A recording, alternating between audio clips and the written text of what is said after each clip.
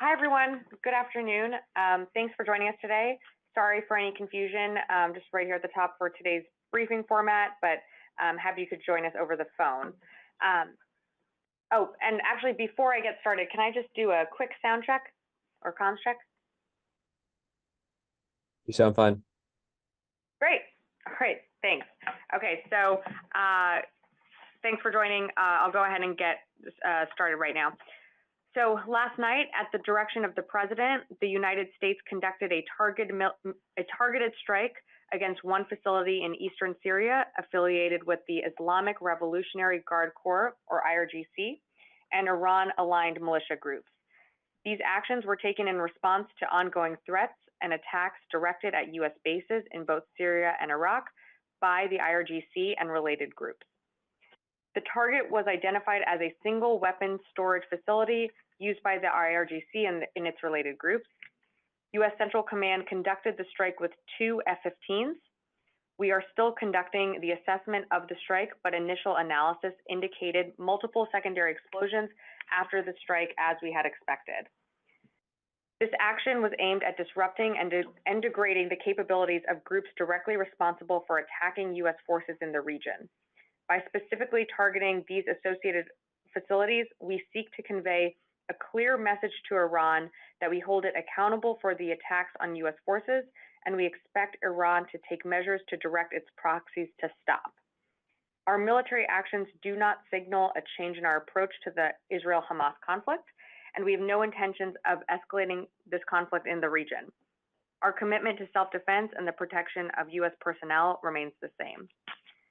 And so for an update on just the latest attacks to our troops, between October 17th and November 9th, U.S. and coalition forces have been attacked at least 46 times to date, 24 separate times in Iraq, and 22 separate times in Syria by a mix of one-way attack drones and rockets. And in the last 24 hours, we've had 3 additional minor injuries, but all have returned to duty. In total, there have been 56 people injured. Their injuries are a combination of TBI and other minor injuries. All have returned to duty, including the ones who went to launch school. Switching gears, Secretary Austin arrived in India today, where he will participate in a 2+2 ministerial meeting tomorrow with Secretary Blinken and their counterparts. He plans on discussing bolstering India's defense modernization plans through the co-development and co-production of major defense platforms, including by advancing the principles outlined in the roadmap for U.S.-India defense industrial cooperation. From India, he will travel to the Republic of Korea for the 55th Annual Security Consultative Meeting and the inaugural ROC UN Command Member States Defense Ministerial Meeting. And then he will go on to Indonesia for the 10th ASEAN Defense Ministers Meeting. This is the Secretary's 9th trip to the Indo-Pacific, and it comes at a time when the department continues to do more than ever alongside allies and partners to deliver on a shared regional vision of peace, stability, and prosperity. The chairman of the Joint Chiefs of Staff, General C.Q. Brown Jr., is also currently on travel in the region. He's on travel to Japan and then the Republic of Korea. This is his first official visit to the Indo-Pacific region as chairman. He will conduct bilateral meetings with his counterparts, participate in the 48th Republic of Korea and United States Military Committee meeting, and then will join Secretary Austin for the 55th Annual Security Consultative Meeting. Nearby, performing the duties of Deputy Undersecretary of Defense for Policy, Dr. Mara Karlin, is leading a senior interagency delegation to Australia through next week for a series of high-level trilateral engagements to advance the AUKUS Defense and Security Partnership. The delegation comprises officials from across the Department of Defense, representatives from the National Security Council staff, the Department of State, and Department of Energy. And just 2 more items here. The department would like to recognize the millions of Americans who have answered the call to serve their country. The 70th Annual National Veterans Day observance, honoring the men and women who have served and continue to serve in the U.S. Armed Forces during war and peacetime, will take place on Saturday, November 11th, 2023 at 11 a.m. in the Memorial Amphitheater at Arlington National Cemetery. This event will live stream on our website at defense.gov, and for more details, please contact Arlington National Cemetery Public Affairs. And last, finally, a very happy birthday to the United States Marine Corps. Tomorrow marks the 248th birthday of the service. The department joins the Secretary of the Navy, Del Toro, in wishing the more than 200,000 currently serving Marines and the hundreds of thousands Marines who have returned to civilian life a happy birthday and a recognition of their storied history. So a happy birthday to all Marines and Semper Fi. And with that, I'd be happy to take your questions. First up, we'll go to Lita. Hey, thanks, Sabrina. Two quick things on some of the numbers you mentioned. First, do you know the 3 injuries from yesterday, were those TBI or some type of other minor injury? And do you have any battle damage assessment on the site that was struck? Was it, can we say, destroyed, totally destroyed, anything like that? And then I have one other question. Sure. Lita, on the 3 that were injured yesterday, I believe 2 were TBI and 1 was a non-serious, non-critical injury. And I'm sorry, and your second question was on the MQ-9. Can you repeat that, please? No. It was on the strike yesterday. Do you have any assessment on whether this warehouse was totally destroyed or partially destroyed or civilians killed? Any BDA on that? Sure. We don't have a full BDA yet. We're still doing our assessment, but we believe that in our initial assessment as of last night that the strike was successful and that we were able to render that building pretty much non-usable. Thanks. So just one, so a Ukraine question, oddly. Sure. Just address the ongoing concerns about funding for Ukraine, particularly the replenishment money. Is it about 1.1 billion that remains? And is this having any impact at this moment on the actual fight in Ukraine? Thanks. Sure.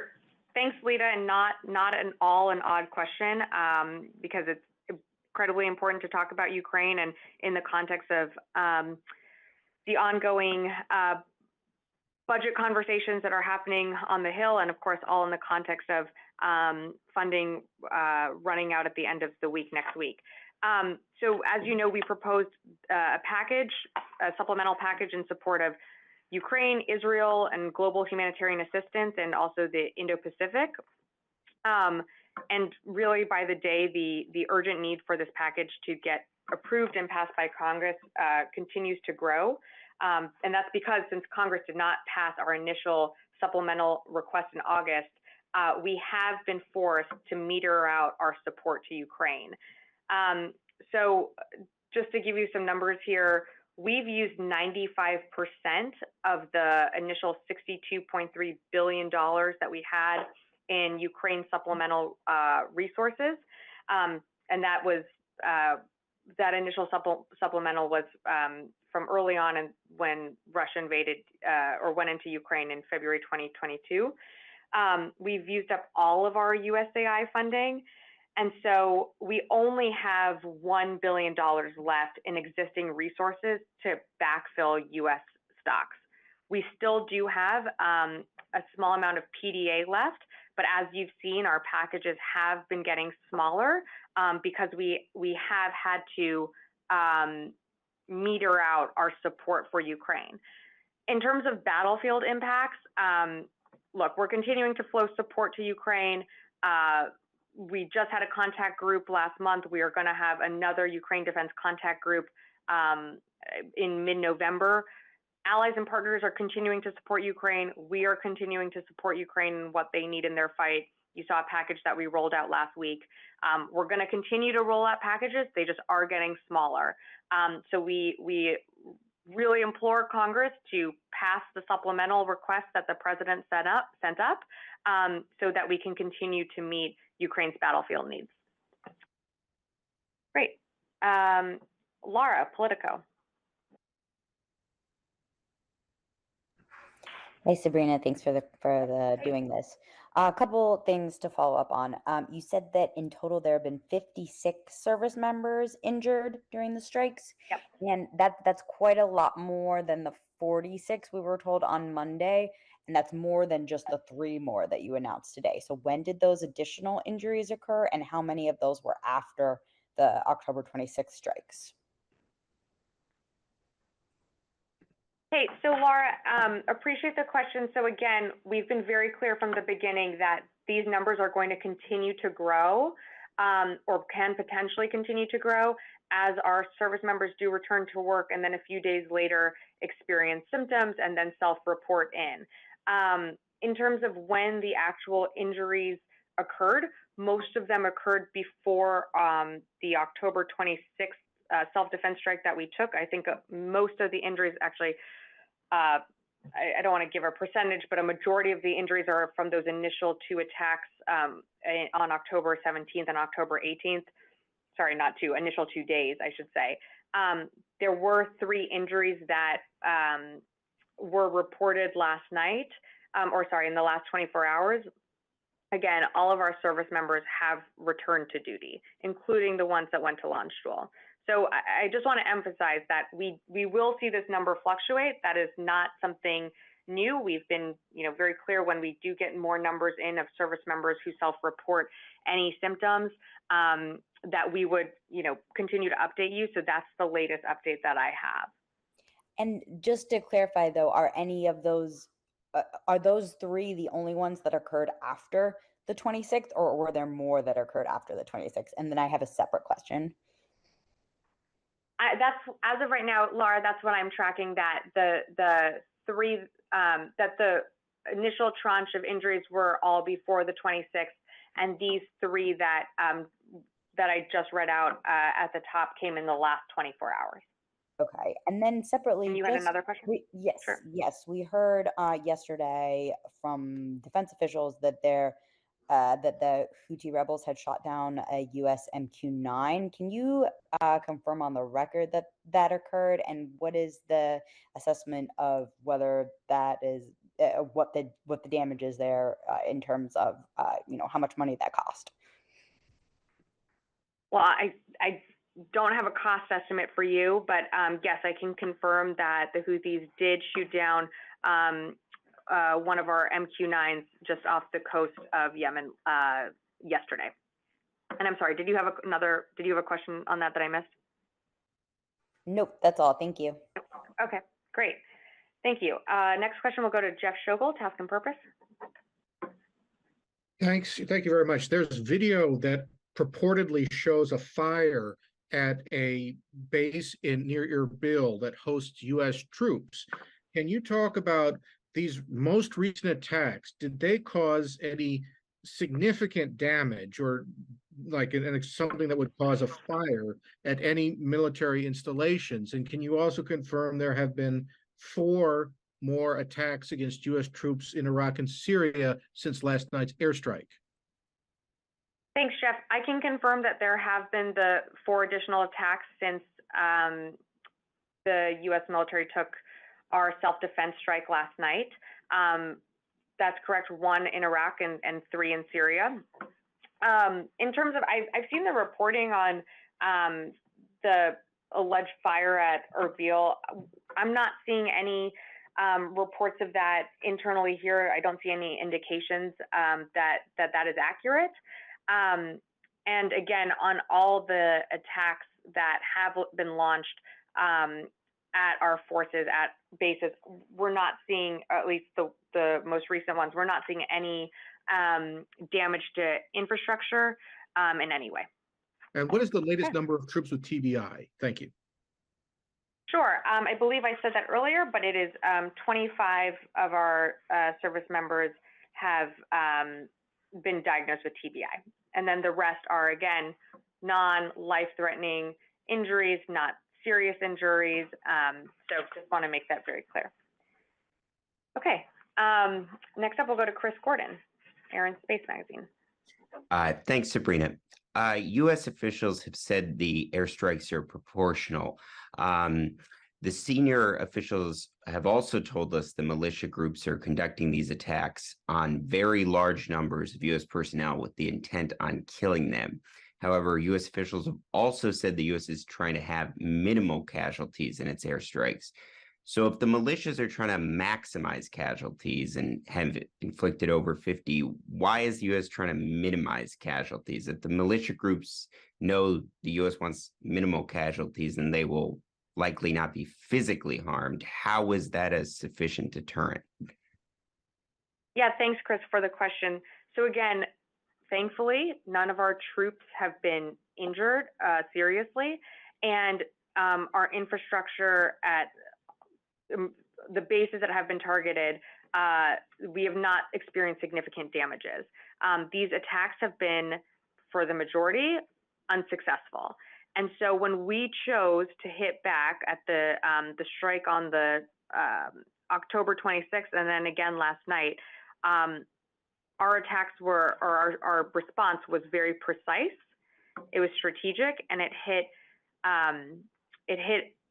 a weapons ammunition depot that we believe was very successful. And so we are minimizing what these groups are able to use, the capabilities that they are able to use.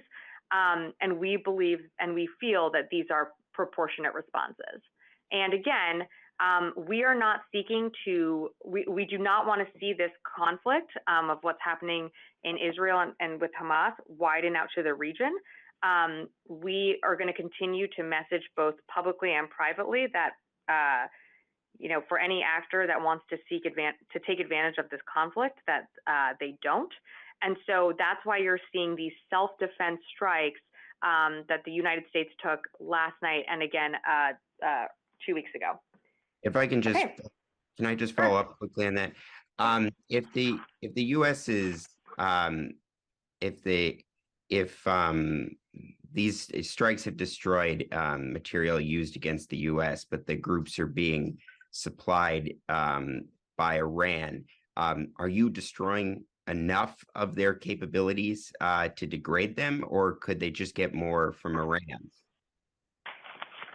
Well, again, we know that Iran continues to arm, equip, train, support, and financially support these groups. So I can't, look into the future here, but we're continuing to assess the success of these strikes and of course, the protection and safety of our troops is a priority for not only the president, but for the secretary. And so if we feel that we need to strike again at a time and place of our choosing, we absolutely will. Thank you. Okay, moving on. Idris, Reuters.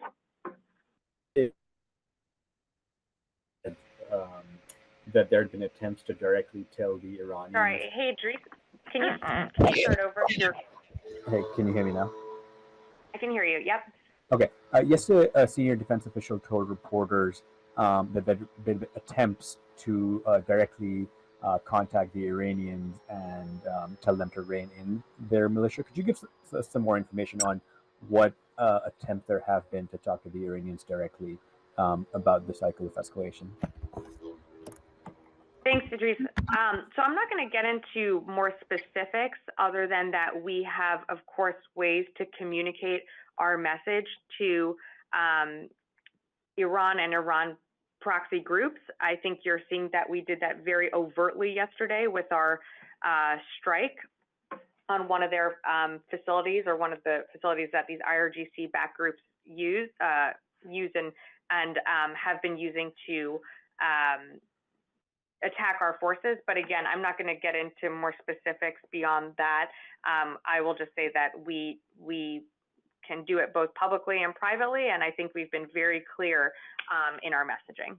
Sorry, just to follow up, have they responded to that privately? I'm not going to get into any more details on that. Thanks, Idris.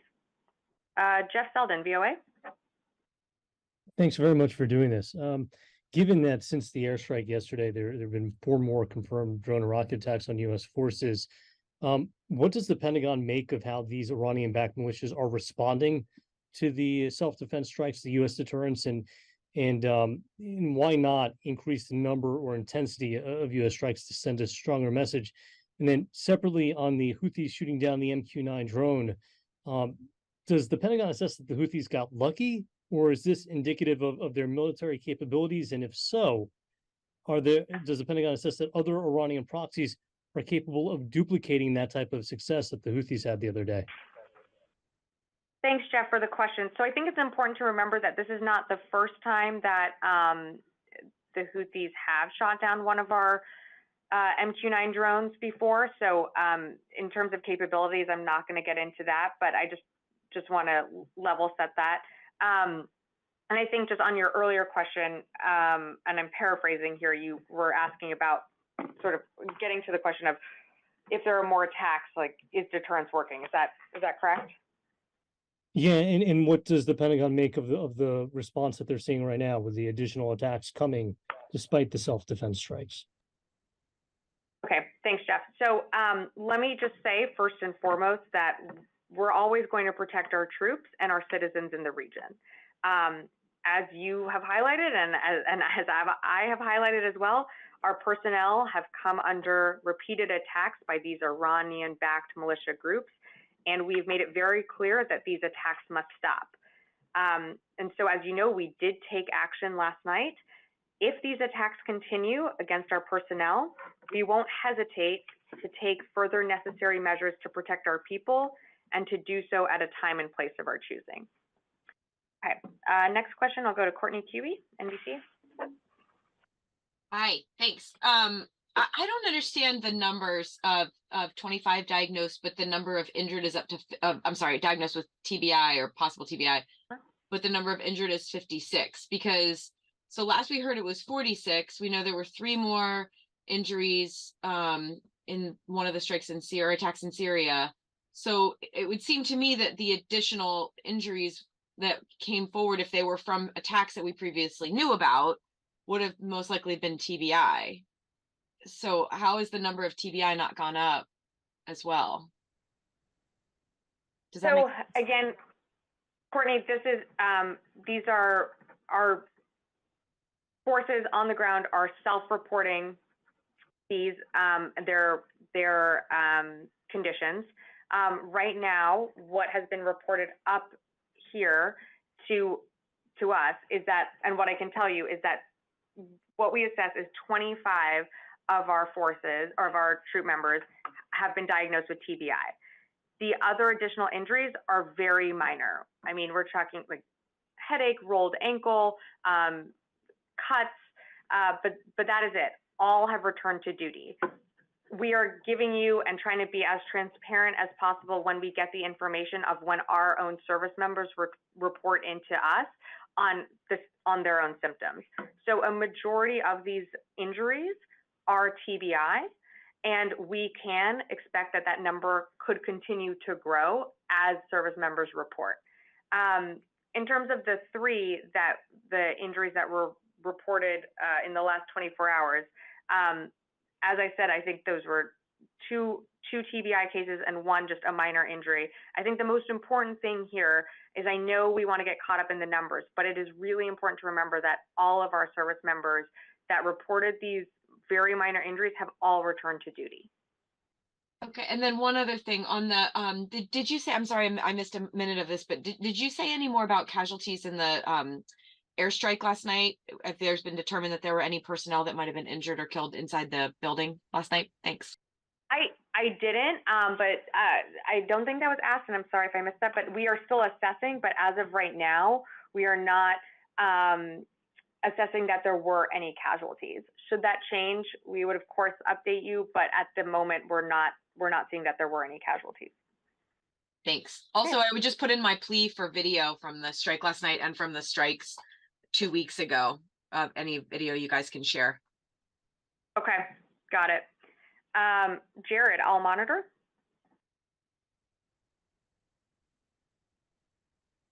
Hi, Sabrina. Thanks for doing this.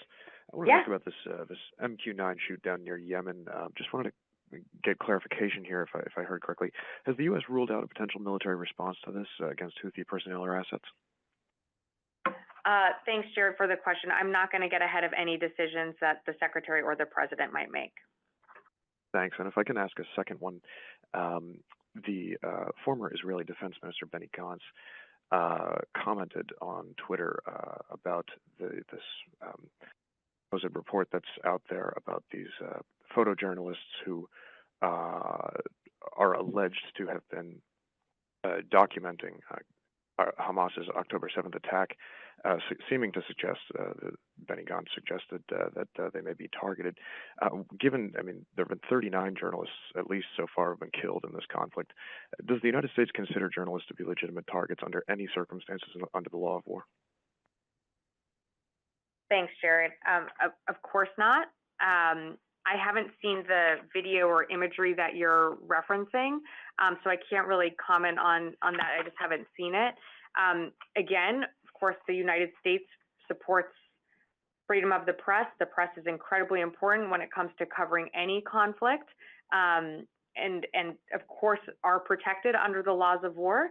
And so I'm sorry, I just don't have more details on what you're referencing. But of course, journalists covering a conflict on the ground, of course, would be protected and are not are protected not only under the laws of war but humanitarian laws. Okay, I'm going to go to next up, Jennifer Griffin, Fox. Hey, thanks for doing. Hi. So no injuries at the base. Can you give? I mean, at the warehouse. Can you give a scale of how many weapons were stored at the warehouse? What kind? I mean, was this just an empty warehouse in the middle of nowhere? What is the scale of what you took out last night?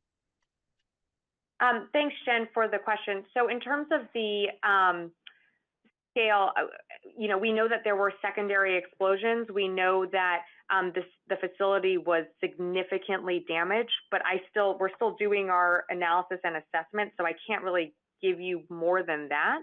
And in terms of weapons stored there, we know it was a combination of many different types. I'm just not going to go into the full list, but we know that this facility has been and was being used by IRGC militias to attack our forces. And so we feel confident that we were able to degrade their capabilities of continuing attacks, at least with using those materials from that facility.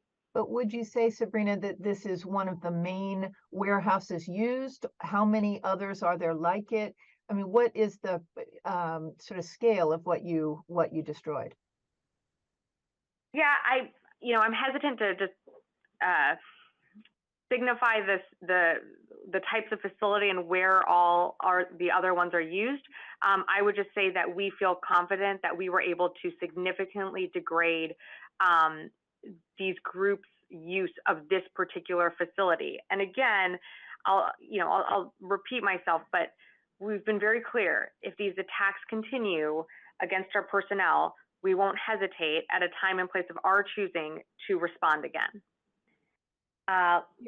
Louis Martinez, ABC.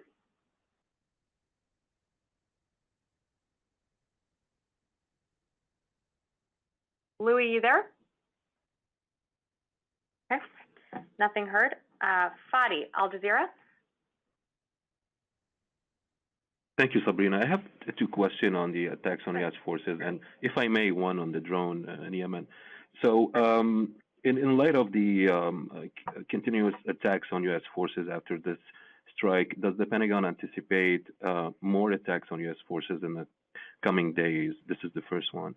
My second question is, can you highlight any impact from these strikes on Syria, U.S. strikes in Syria, in terms of impact on the safety and protection of U.S. forces? Is there any positive outcome so far? And on Yemen, in terms of potential wreckage from this UAV, did it fall in Yemen or in the Red Sea? And was the U.S. Navy able to retrieve any of that potential wreckage? Thank you very much. Okay, thanks, Fadi. And I might have to ask you to repeat some of your questions because I tried to write them down as quickly as possible, but I don't know that I got everything. So in terms of the recovery of the MQ-9, The Houthis shot down the MQ-9 off the coast of Yemen. It landed in the Red Sea.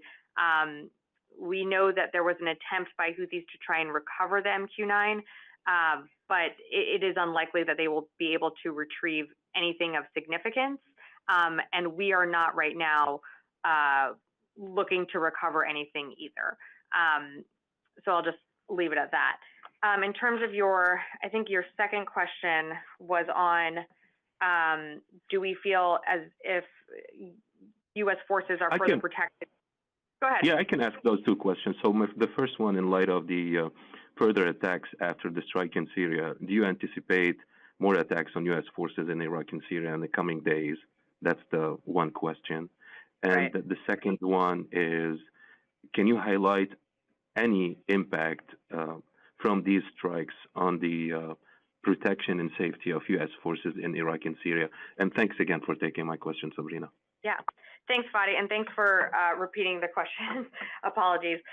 So in terms of anticipating further attacks, I think that's going to be hard for me to do. As I mentioned, since our strike last night, we did see 4 additional attacks against our troops at varying bases in Iraq and Syria. But I can't predict what other attacks could be coming. All I can say is that, of course, we are always going to be prioritizing the safety and well-being of our service members, and we'll continue to monitor if and when these attacks happen. In terms of the importance of the strikes, I think it is important to remember that even though these groups continue to be funded and supported and trained and equipped by Iran, we degraded significant facilities that they use. And so while you might see these attacks continuing, it's important to remember that our mission in Syria and Iraq is to defeat ISIS. And Iran has made it very clear that they do not want a U.S. presence in these countries. They do not want a U.S. presence in the region. But we continue to be there at the invitation of other governments and working with coalition partners in our mission to defeat ISIS. And I think just taking a step back in terms of, because I know we've been getting a lot of questions, are these strikes working? Look, we want to make sure that we can contain this conflict to Israel and Hamas. We are not and have not seen this conflict widen beyond that region or beyond Israel. So I think it's important to remember that we are sending a message. I think the messages have been received. And look, if any attacks continue on our service members and we feel the need to respond, we will at a time and place of our choosing. I will take just 2 more here. Heather Mongolio, USNI. Hi, thank you so much. A similar question.